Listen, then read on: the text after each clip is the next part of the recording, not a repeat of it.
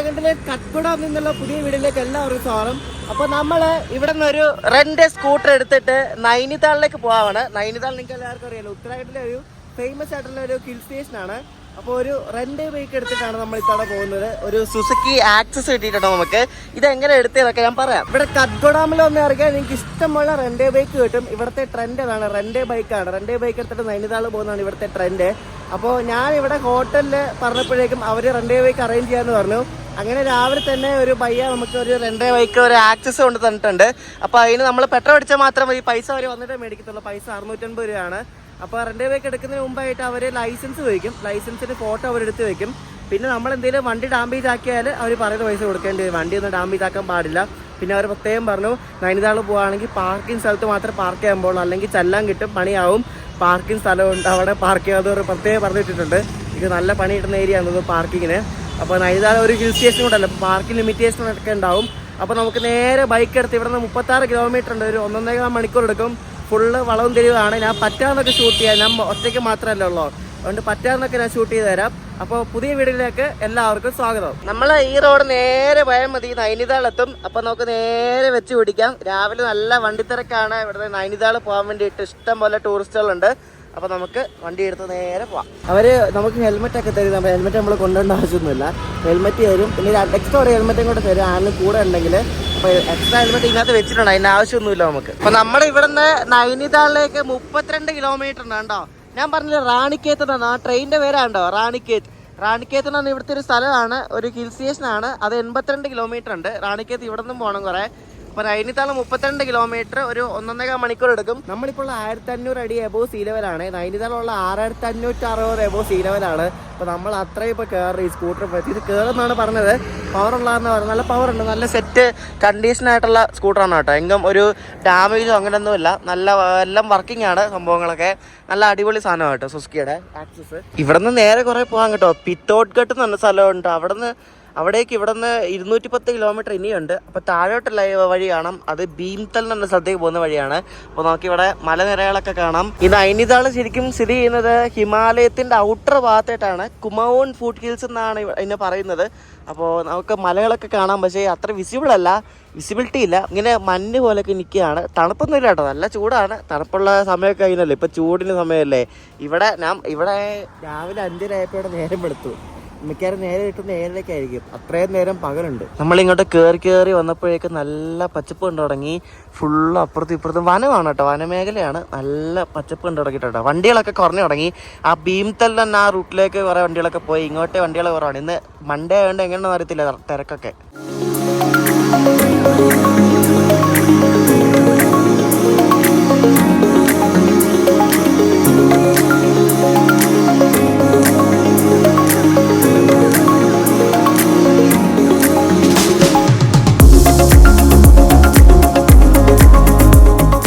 നമ്മൾ ഈ നൈനിതാളിലേക്ക് പോകുന്നത് ശരിക്കും നാഷണൽ ഹൈവേ 109 ആണ്. ഇത് ശരിക്കും പോകുന്നത് രുദ്രപൂർ എന്ന് പറഞ്ഞ സ്ഥലമുണ്ട്. അവിടെ നിന്ന് കർണപ്രയാഗ് എന്ന് പറഞ്ഞ സ്ഥലമുണ്ട്. കർണപ്രയാഗിലേക്ക് പോകുന്ന ഒരു വലിയ ഹൈവേ കൂടെയാണ് നമ്മളിപ്പം നൈനിതാൾ പോകുന്നത്. നമ്മൾ രാവിലെ ഭക്ഷണം കഴിക്കാൻ നിർത്തിയാണ്. ഇവിടെ ഒരു ഹെയർ പിൻ ഉണ്ട്. ഇവിടെ ഫസ്റ്റ് ഹെയർ പിന്നാണ്. ഈ കുറേ ഹെയർ പിൻ വരാൻ കിടക്കുന്നുണ്ട്. അപ്പോൾ ഇവിടെ ഫസ്റ്റ് ഹെയർ പിൻ അവിടെ കൊണ്ട് നിർത്തിയാണ്. അപ്പോൾ ഭക്ഷണം എന്താണെന്ന് വെച്ചാൽ ഇതാണ് നമ്മുടെ ഭക്ഷണം. ഇതാണ് നമ്മുടെ ഭക്ഷണം. ഇത് പ്രോട്ടീൻ ബാറാണ്, ചോക്ലേറ്റ് പ്രോട്ടീൻ ബാർ. അപ്പോൾ ഇതാണ് നമ്മുടെ രാവിലത്തെ ബ്രേക്ക്ഫാസ്റ്റ് എന്ന് പറയുന്നത്. ഇത് ഒരെണ്ണം കഴിച്ചാൽ വയറെന്നറിയും. ഇവിടെ രാവിലെ മാഗി ഉണ്ട്, പക്ഷേ രാവിലെ മാഗി കഴിച്ചാൽ ശരിയാവത്തില്ല. അപ്പോൾ രാവിലത്തെ ബ്രേക്ക്ഫാസ്റ്റ് ഈ പ്രോട്ടീൻ ബാർ കഴിക്കാം. ഇതെന്തോ ചൈനീസ് പ്രോട്ടീൻ ബാറാണ്. സ്വീറ്റായിട്ട് എനിക്ക് തന്നാൽ ഇത് വെച്ചോന്നും പറഞ്ഞുകൊണ്ട്. ഇത് ഒരെണ്ണം കഴിച്ചാൽ നമുക്ക് ഒരു നേരം നമുക്ക് വിശപ്പടക്കാം, എന്തെങ്കിലും ഭക്ഷണം കിട്ടാതിരിക്കുന്ന സമയമാണെങ്കിൽ. ഈ ഒരു സാധനം എനിക്ക് മൊത്തം കഴിക്കാൻ പോലും പറ്റുന്നില്ല കേട്ടോ. അമ്മാതിരി ഹെവിയാണ് ഈ സാധനം. അയ്യോ, ഞാൻ എങ്ങനെയോ കഴിച്ച് തീർക്കട്ടെ. ഇത് ചവച്ചിറക്കാൻ തന്നെ കുറേ സമയം എടുക്കും. അങ്ങനെ തന്നെ വിശപ്പ് മൊത്തം പോകും. എന്താ ദൈവമേ, ഐറ്റം കേട്ടോ, ഇത് കഴിച്ചാൽ മതി. ഒരു ആക്ഷൻ ക്യാമറ ഏതെങ്കിലും ഉണ്ടായിരുന്നു ഇവിടെ ഹെൽമെറ്റിലോ അല്ലെങ്കിൽ നെഞ്ചത്തോ എല്ലാം കയറ്റിയിട്ട് ഷൂട്ട് ചെയ്യായിരുന്നു. ഇതൊന്നുമില്ല, അതുകൊണ്ടാണ് ഷൂട്ട് ചെയ്യാൻ പറ്റാത്തത്. ഇന്നത്തെ ബസ് വല്ലാണോ? അല്ല, ആ ബസ്, ഒരു ബസ് വരുന്നുണ്ടോ ഇവിടുത്തെ ഉത്തരാഖണ്ഡിലെ പ്രൈവറ്റ് ബസ്. കാണിച്ചാലേ കൊള്ളാല്ലേ. ജയ് മാ ഭഗവതി. വരുന്ന വഴിക്ക് ഇഷ്ടം പോലെ ഹോട്ടൽസ് ഉണ്ട് കേട്ടോ. ഭക്ഷണം കഴിക്കാൻ ഒരു പന്നവും ഇല്ല, അതുപോലെ ഹോട്ടൽസ് ഉണ്ട്. എല്ലാം മറ്റേ പഹാഡവും വാലി മാഗിയാണ്, മാഗി കടകളാണ് എല്ലാം ഉള്ളത്. അപ്പോൾ ഇവിടെ കുറേ കഫേ ഉണ്ട്. വരുന്ന വഴിക്ക് കഫേ ഉണ്ട് ഇഷ്ടം പോലെ. ഇവിടെ കണ്ടോ, ഒരു മുകളിലൊരു കഫേ ആണ് കേട്ടോ. നല്ല സെറ്റപ്പ് അല്ലേ നമുക്ക്. ഒരു ലവിൻ്റെ സംഭവമൊക്കെ വെച്ചിട്ട് ഒരു കഫയാണ് ആ മുകളിൽ കയറി പോകുന്നത്. പിന്നെ അവിടെ ഒരു ചൈനീസ് കഫേ ഉണ്ട്, പിങ് മീ എന്നും പറഞ്ഞുകൊണ്ട് അവിടെ ഒരു ചൈനീസ് കഫേ ഉണ്ട്. അങ്ങനെ കുറേ കഫേ ഉള്ളൊരു ഏരിയ ആണിത്. നൈനിതാൾ ശരിക്കും റിസോർട്ടുകളുടെ സ്ഥലം എന്നാണ് പറയപ്പെടുന്നത്. ഇഷ്ടംപോലെ റിസോർട്ട് ഉണ്ട്. റിസോർട്ടിലൊന്നും നമ്മൾ താമസിക്കുന്നില്ല, നമ്മൾ താഴെ തന്നെയാണ്. നമ്മൾ നാളെ രാവിലെ ഇവിടെ നേരെ ഹരിദ്വാർ പോകും. അപ്പം നമുക്കിപ്പം നൈനിതാൾ പോകാം. നമ്മളിവിടെ ഒരു സ്ഥലത്തെത്തി. ഇവിടെ നിന്ന് ലെഫ്റ്റ് പോകണം നൈനിതാൾ കേട്ടോ. 16 കിലോമീറ്റർ ഉണ്ട്. ഇനി നേരെ പോയ അൽമോറ, കർണപ്രയാഗ്, ഇത്രയും സ്ഥലമുണ്ട്. കർണപ്രയാഗ് ഇവിടെ നിന്ന് 236 കിലോമീറ്റർ ഉണ്ട്. നമ്മൾ താഴേന്ന് കയറി വരുന്ന ആ വഴിയാണ് കേട്ടോ. താഴേന്ന് ഇങ്ങനെ കയറി വന്ന് ഇവിടെ താഴെ വന്ന് ഹെയർ പിൻ എടുത്താണ് നമ്മൾ ഇനി നൈനിതാളിലേക്ക് പോകുന്നത്. വണ്ടിത്തിരക്ക് പൊതുവെ കുറവാണ് കേട്ടോ. പക്ഷേ റോഡ് കുഴപ്പമില്ല, റോഡ് നല്ലതാണ്. പക്ഷേ വളവിനൊക്കെ റോഡ് ഇടയ്ക്കിടയ്ക്ക് ഗട്ടറൊക്കെ ഉണ്ട്. വേറെ പ്രശ്നമൊന്നുമില്ല. നമ്മുടെ വണ്ടി നല്ല ലുക്കാണ് കേട്ടോ. ഈ സാധനം നല്ല ആക്സസ് 125 കിട്ടുന്ന സാധനം കേട്ടോ. ഇപ്പോൾ താഴെ നോക്കി അടിപൊളിയല്ലേ. ആ ഒരു കേസിനെസ് ഇല്ലായിരുന്നെങ്കിൽ ഒന്നുകൂടെ അടിപൊളിയായിട്ട് കിട്ടിയാണ്. ഉത്തരാഖണ്ഡിലെ റോളർ കണ്ട ഗൈസ്. ഇത് ഇവിടുന്ന് താഴോട്ട് നമ്മൾ ഉരുട്ടി വിട്ടാലേ ഇത് 50 കിലോമീറ്റർ വെറും 5 മിനിറ്റിലെത്തും. നമ്മുടെ കുതിരവട്ടം പപ്പു ചേട്ടൻ പറയുന്ന പോലെ താമരശ്ശേരി ചുരം ഇവിടെ നമുക്ക് ഉരുട്ടി വിടാൻ താഴോട്ട്. അപ്പോൾ കറ്റ്ഗോ ഡാമിലേക്ക് നമ്മൾ 36 കിലോമീറ്റർ ഉണ്ട്, 3 മിനിറ്റിൽ എത്തുമായിരിക്കും അല്ലേ.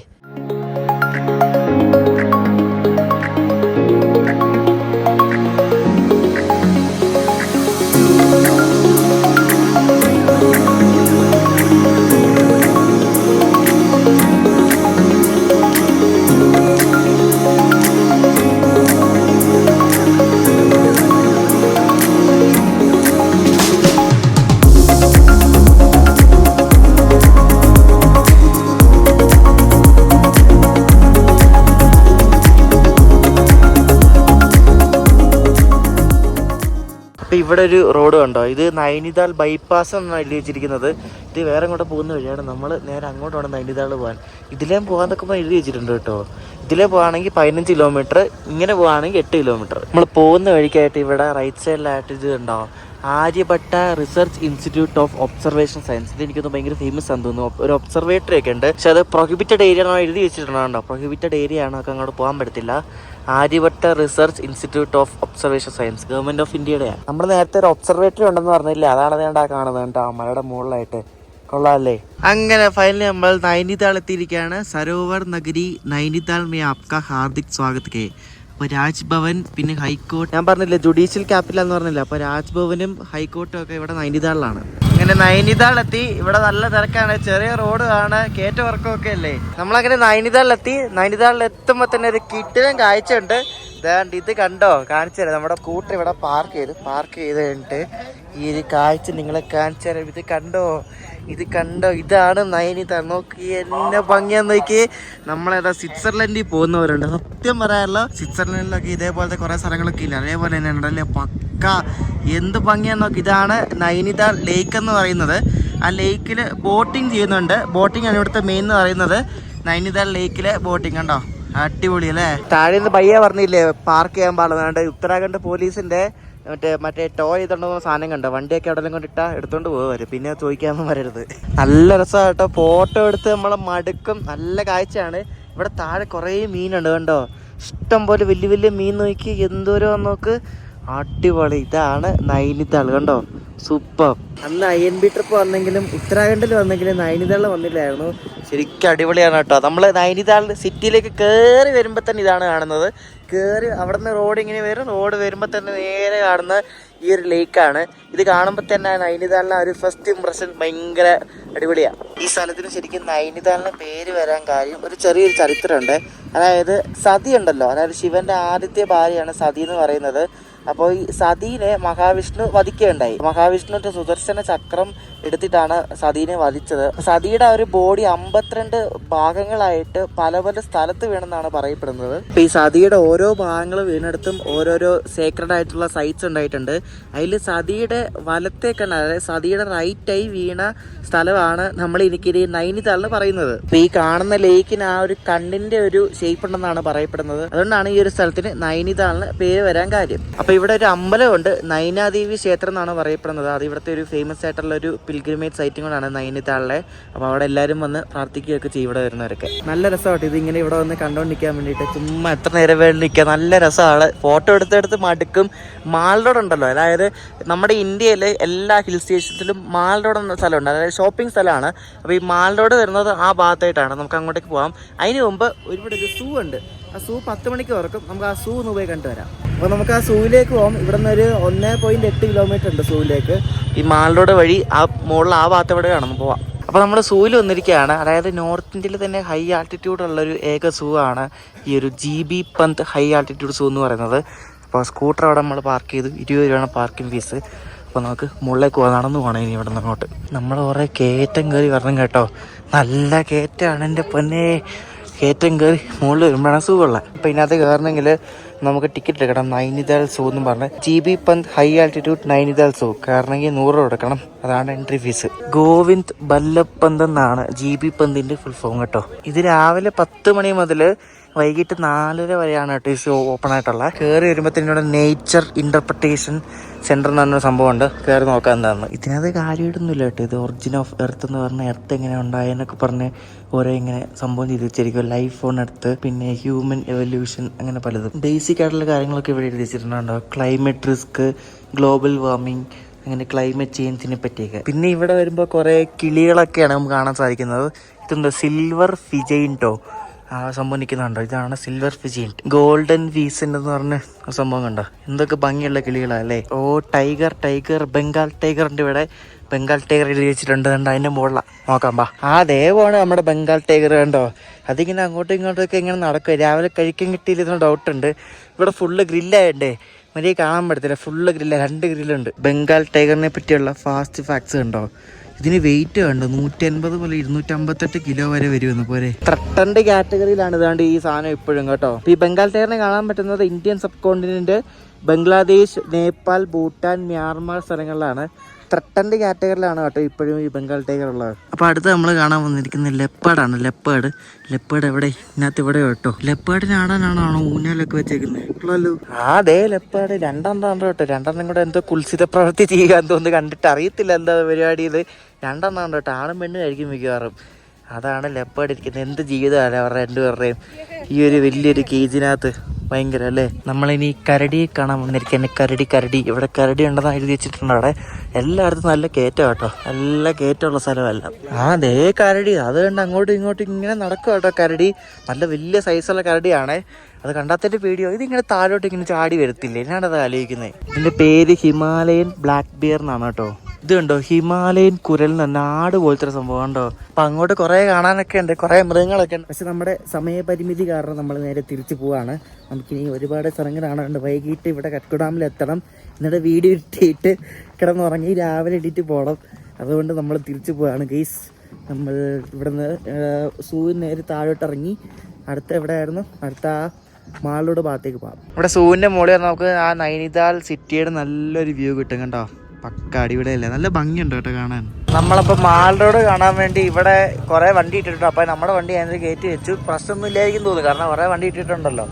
അപ്പോൾ നമുക്ക് മാൾ റോഡിൽ പോകാം. അപ്പോൾ നൈനിതാളിലെ മാൾ റോഡാണ് ഈ കാണുന്നത്. ഇതാണ് ഇവിടുത്തെ മാൾ റോഡ് എന്ന് പറയുന്നത്. സാധാരണ നമ്മൾ പോകുമ്പോൾ ഒരു വാക്കിൻ സ്ട്രീറ്റ് പോലെയല്ലേ മാൾ റോഡൊക്കെ, പക്ഷേ ഇതങ്ങനെയല്ല. ഒരു വണ്ടിയൊക്കെ പോകും.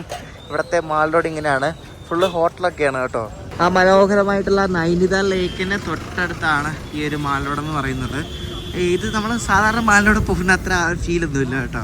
എനിക്കൊന്ന് വൈകിട്ടൊക്കെ പറഞ്ഞാൽ, പക്ഷേ ഈ വണ്ടി കയറ്റി വിടുന്നതുകൊണ്ടേ നമുക്ക് നടക്കാൻ പറ്റത്തില്ല മര്യാദയ്ക്ക്, ഫുള്ള് വണ്ടിയല്ലേ. നമ്മുടെ ആൾട്ടിറ്റ്യൂഡ് 6366 അടിയാണ്. ഇപ്പോൾ ഇവിടുത്തെ ടെമ്പറേച്ചർ 23 ഡിഗ്രിയാണ്. രാത്രി ഒരു 14 വരെയൊക്കെ പോകത്തുള്ളൂ. അപ്പോൾ ചൂടാണിപ്പോൾ, സമ്മറല്ലേ, ഇപ്പോൾ എല്ലായിടത്തും സമ്മർ ആയതുകൊണ്ട് ഇപ്പോൾ ചൂടാണ്. ഇത് പറ്റിയൊരു മാൾ റോഡാണ് കേട്ടോ. ഇവിടെ ഒന്നുമില്ല കാര്യമായിട്ട് കാണാൻ വേണ്ടി. കടകളാടേലും എല്ലാം ഒരുമാതിരി സാധാരണ കടകളാണ്. തുണിക്കടകൾ, ഹോട്ടൽ, അത് ഇതൊക്കെയാണ്.